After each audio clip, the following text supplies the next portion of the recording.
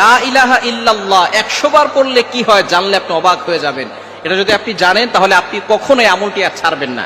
লা ইলাহা ইল্লাল্লাহ এই কালিমাটা আমরা জানি না এমন কেউ নাই। যারা মুসলমান আছি তারা আমরা সকলেই লা ইলাহা ইল্লাল্লাহ, আল্লাহ ছাড়া কোনো মাবুদ নাই। কি বলেন আছে? এই লা ইলাহা ইল্লাল্লাহর এতটা ফজিলত নবীজি সাল্লাল্লাহু আলাইহি ওয়াসাল্লাম জানিয়ে দিয়েছেন।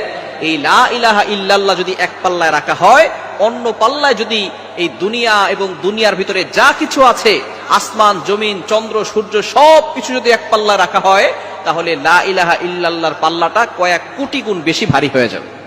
সুতরাং লা ইলাহা ইল্লাল্লাহর ফজিলত কম না বেশি? অনেক বেশি। এই লা ইলাহা ইল্লাল্লাহর জিকির আমরা পড়তেই চাই না।